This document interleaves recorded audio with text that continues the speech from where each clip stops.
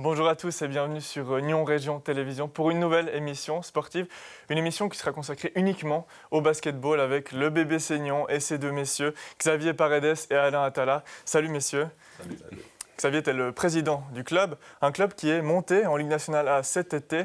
On imagine que le changement était énorme entre la Ligue B l'année dernière et la Liga maintenant. Oui, c'est clair que c'est un changement important. Après, moi, je connaissais déjà un peu la Liga parce que j'ai joué 10 ans en Liga, donc je connaissais déjà un peu ce milieu-là, mais c'est clair que c'est extrêmement différent par rapport à ce qu'on peut connaître en Ligue B, que ce soit au niveau budgétaire, mais aussi au niveau du jeu, au niveau physique. Donc, il y a beaucoup de défis cet été qu'on a réussi pour l'instant, en tout cas, à relever. La dernière fois que l'équipe était en Liga, c'était en 2013, donc ça fait de cela quelques années. Quelle est la différence entre la Ligue B et la Liga, Alain ? Mais à part, bien sûr, que les budgets sont tout à fait différents, le physique c'est un très grand pas entre la Ligue B et la Liga, et le manque d'expérience de compétition, disons. Le physique, ça change aussi au niveau de l'effectif. Il a été revu pour la Ligue nationale A. Quelles ont été les modifications apportées ? On a essayé, c'était très important pour nous qu'on garde la base qu'on avait l'année dernière, parce qu'on avait une équipe qui était très compétitive, donc on a gardé vraiment la même base qu'on avait l'année dernière. Et puis on a rajouté un joueur étranger supplémentaire, donc Juan, qui était l'étranger de Méran en Ligue l'année dernière. Et puis on a aussi changé notre étranger pour avoir un joueur intérieur physique en la personne de Sheik. Parce que c'était important pour nous qu'on ait un grand physique à l'intérieur, parce que c'est ce qui nous manquait l'année dernière par rapport à la Ligue. Avec un Américain dont on va reparler. Mais avant ça, j'aimerais savoir si les objectifs sont atteints à l'heure actuelle.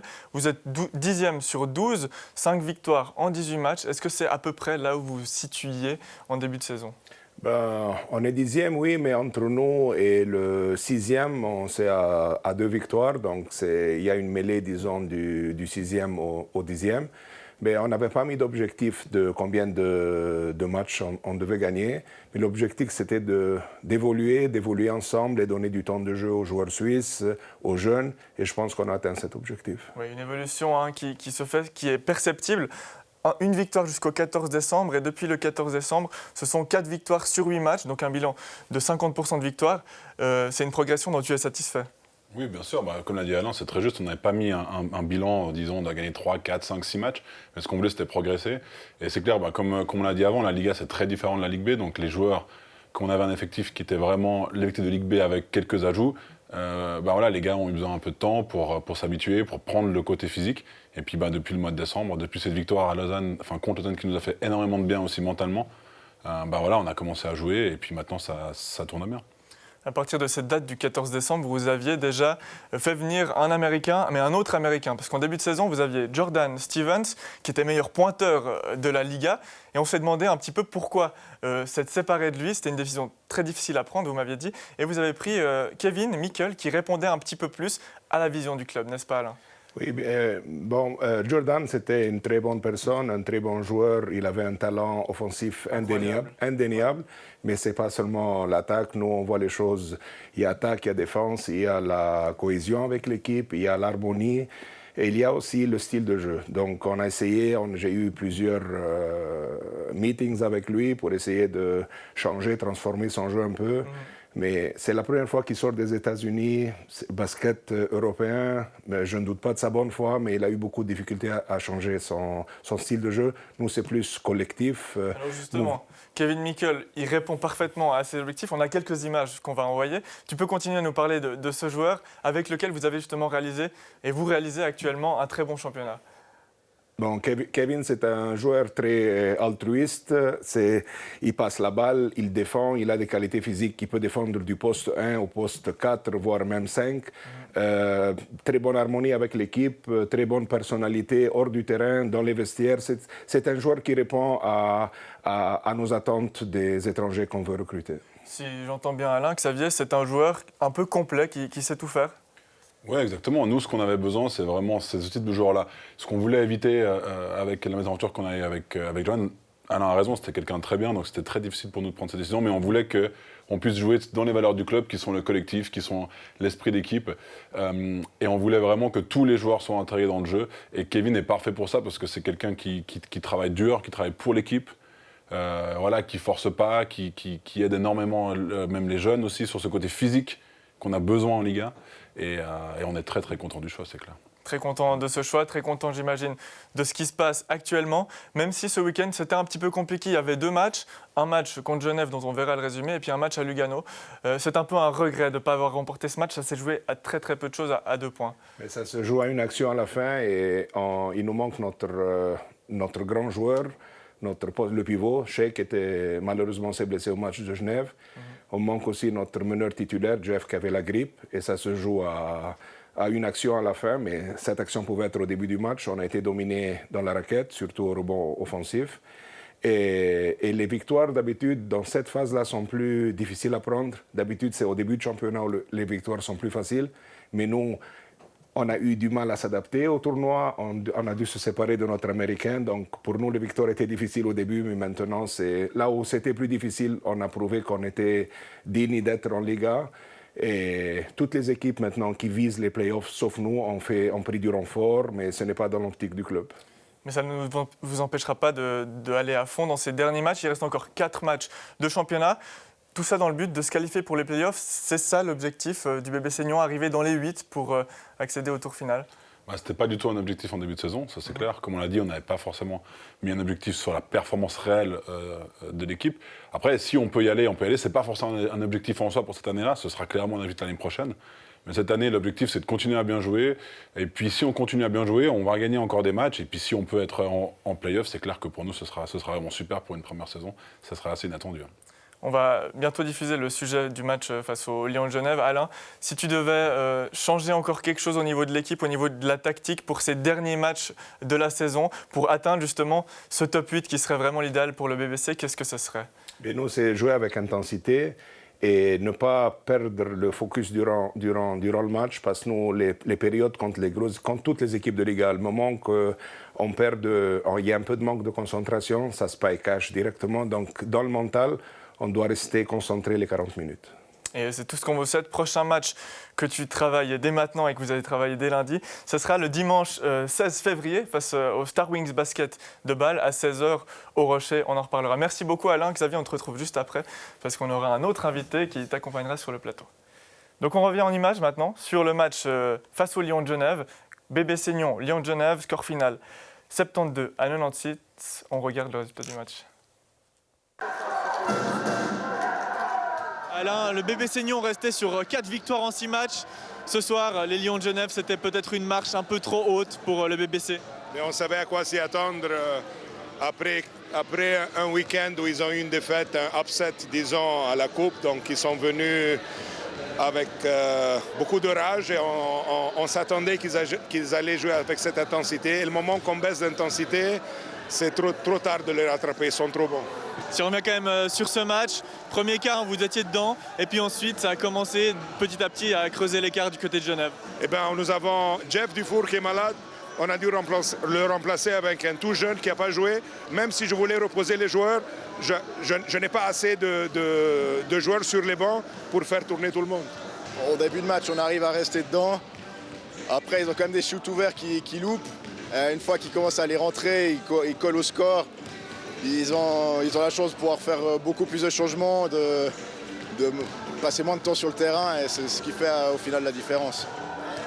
Je pense aussi qu'on est un peu fatigué parce qu'on a juste 9 joueurs aujourd'hui. Et après, Genève a commencé longuement, mais après, il marque tous les 3 points comme une bonne équipe. Un petit mot sur ton match individuel. C'est pas tous les jours que tu marques autant de points, que tu mets autant la lumière sur toi. Pour moi, c'est toujours le même. Je dois jouer avec confiance, prendre l'énergie pour l'équipe. Si je marque mon shoot, c'est bon aussi. Mais Genève, c'est une grosse équipe.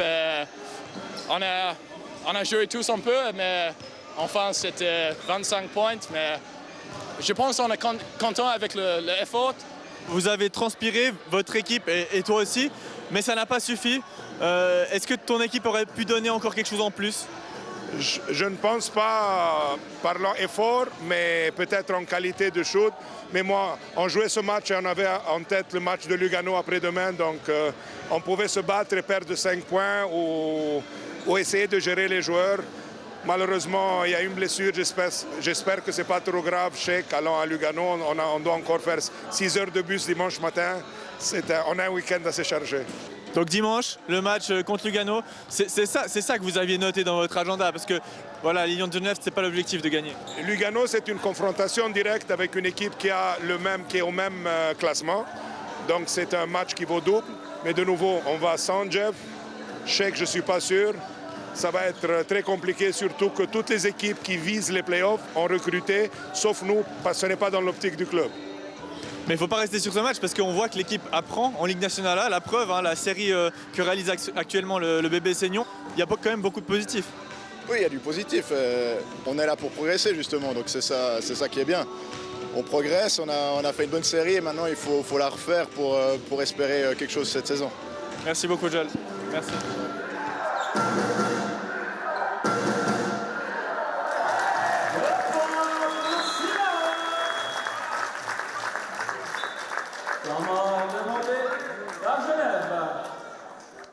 Et on continue notre émission spéciale Bébé Seignon avec Malay Ndoye qui nous a rejoint, joueur au Bébé Seignon. Salut Malay. Salut.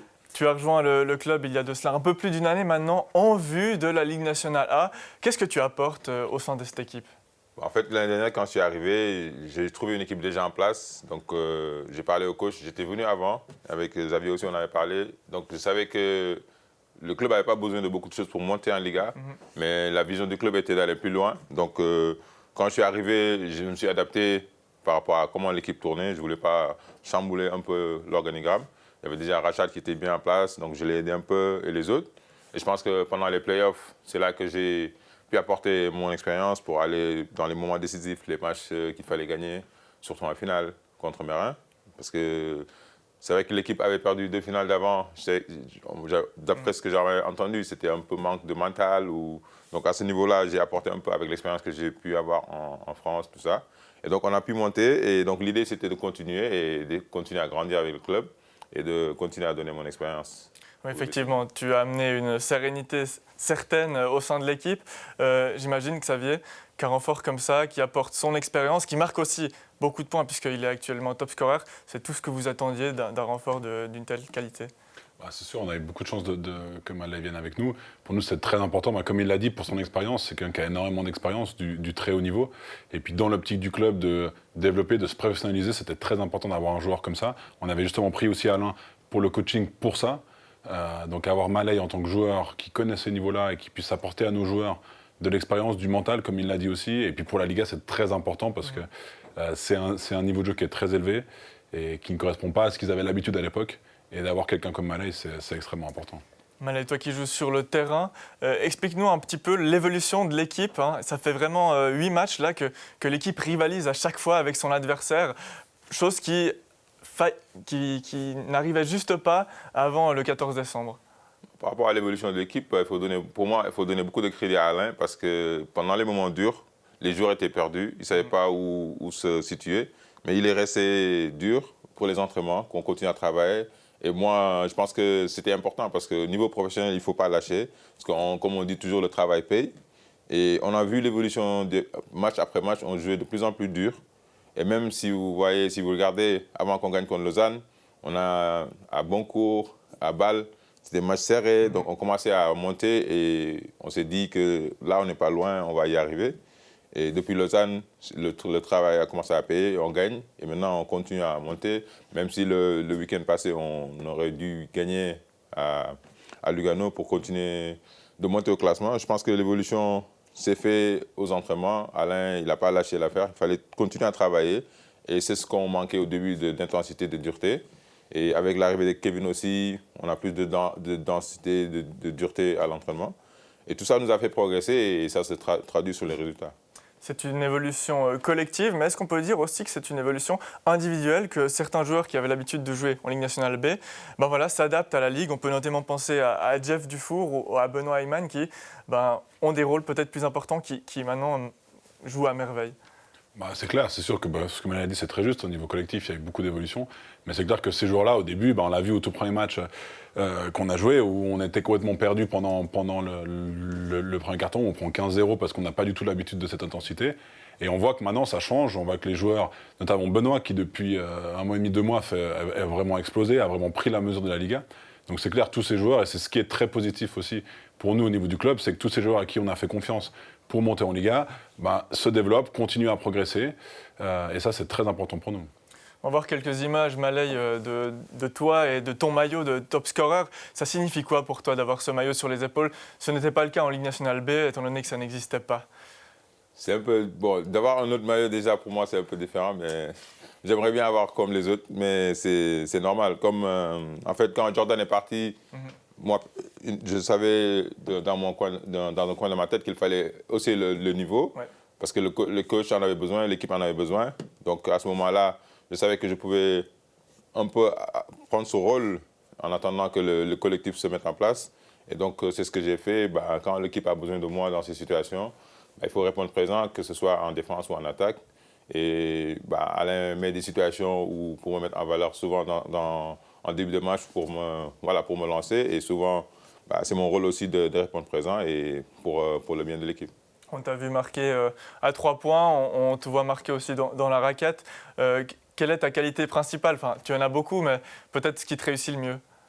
Bon, je joue avec ma tête un peu, comme je suis un peu. Non, mais en fait, ma qualité première, c'est le shoot.